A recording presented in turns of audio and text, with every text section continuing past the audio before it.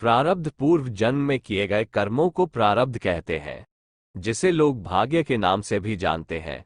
मनुष्य नित्य कुछ ना कुछ कार्य करते ही रहते हैं, जिसे कर्म कहते हैं। अच्छा कार्य करने से अच्छे कर्म और बुरा कार्य करने से बुरे कर्म बनते हैं। ईश्वर ने मनुष्य को पूर्ण छूट दी है, वह चाहे जैसे कर्म करे अपनी इच्छा अनुसार। फ्री व्हील है, स्वयं ले सकते हैं। मनुष्य जैसे कर्म करते तदनुसार उनके संस्कार बनते रहते हैं और वैसे ही स्वभाव की रूपरेखा तैयार होना शुरू हो जाती है। जाहिर है, जैसे कर्म होंगे वैसे ही सुख दुख भी भोगने पड़ते हैं।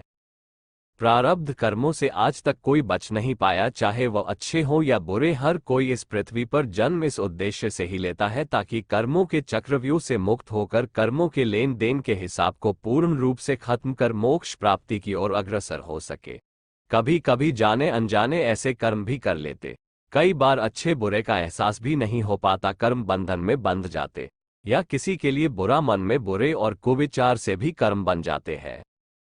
प्रारब्ध भोगने के 3 तरीके होते हैं। मन प्रारब्ध, जो ईश्वर की आराधना भक्ति करने मात्र से ही मिट सकती है।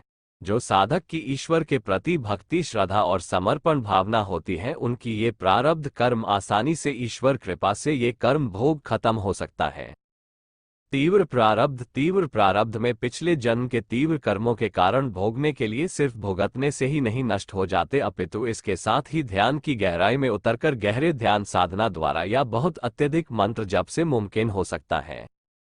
यदि खुशकिस्मती से कोई सच्चे गुरु मिल जाए तो गुरु मार्गदर्शन पर चलकर भी प्रारब्ध को नष्ट हो सकते हैं।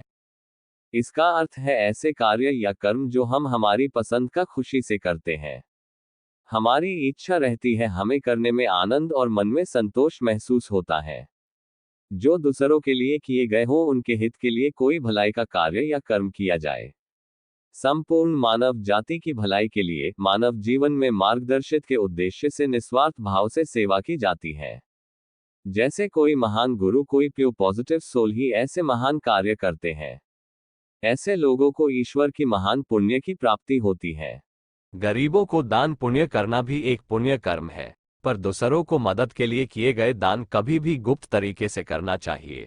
ईगो नहीं आना चाहिए दान करते हुए, नहीं तो ये तीव्र प्रारब्ध में कन्वर्ट हो सकता है। ईश्वर किसी भी जीव का नियामक या नियमता दोनों है। ईश्वर किसी भी जीव के प्रति ना कठोर है ना ही दयालु। हर जीव अपने कर्मानुसार फल पाता है, इसमें भगवान की कोई भी व्यक्तिगत आक्षेप या हस्तक्षेप नहीं हो सकता है। जो कर्म सिर्फ भोगने के बाद ही समाप्त हो सकते हैं, जिनका दूसरा कोई विकल्प नहीं। यदि एक जन्म में समाप्त नहीं हो पाता तो बार बार जन्म लेना पड़ सकता है इस प्रकार के प्रारब्ध कर्म को समाप्त करने के लिए। यदि नियमपूर्वक ध्यान साधना करते तो ईश्वर आपको उसे भोगने और उस यातना दर्द सहन करने की क्षमता देते हैं। यदि कोई व्यक्ति आपको डोमिनेट कर रहा है, इसका अर्थ है आप उसे अलाउ कर रहे हो, उस व्यक्ति से आप इमोशनली अटैच्ड हो। सबकॉन्शियस लेवल पर आपके ऑरा एनर्जी एंटर कर रही है। आप फिजिकल बॉडी से नहीं, मेंटल बॉडी से डिटैच्ड होइए। दूसरों के कर्मों की सजा हमें क्यों मिलती है? क्या आपने ऐसा कभी सोचा, क्यों होता है ऐसा?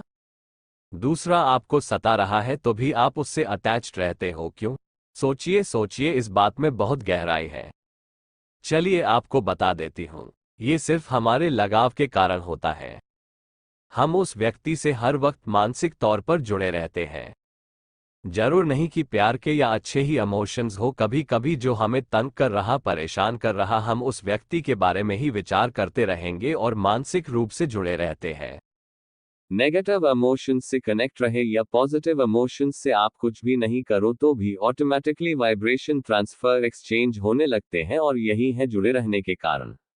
अटैचमेंट किसी से भी किसी प्रकार का रखना, चाहे आप किसी से रखें या आपसे कोई रखे, इसका साफ अर्थ है उम्मीद रखना, अपेक्षा रखना, जो चाहते वह करके दे, और जब ये अपेक्षा पूरी नहीं हो पाती तो यही से दुख और क्रोध की शुरुआत हो जाती है। इमोशनल कनेक्शन, चाहे वह प्रेम की उम्मीद के लिए या अपना हक या अधिकार पाने के लिए हो या प्रोटेक्शन के लिए ही सही, इमोशनली कनेक्ट है। इतना गहराई तक हो सकती है ये सब भावनाएं कि इनसे डिटैचमेंट तो असंभव सा ही है।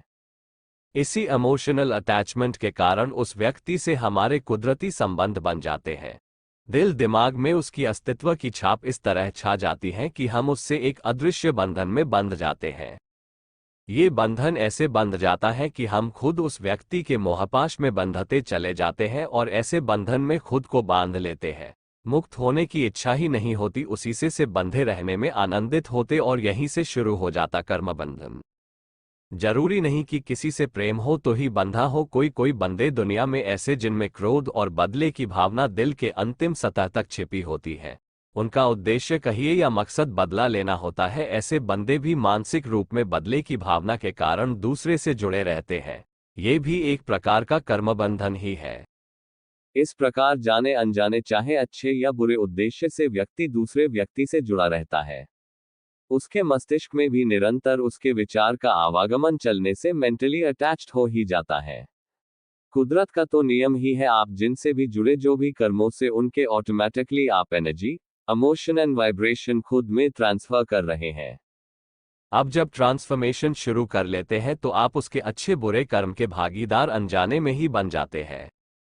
पहले आप दूसरे बंदे से इमोशनली अटैच्ड होकर मेंटली कनेक्ट हुए, फिर एनर्जी से भी कनेक्ट, जिसका परिणाम कर्मों का बही खाता हमारा खुलता जाता है नया, और ये सिलसिला जन्मों जन्मांतर तक बढ़ने लगता है।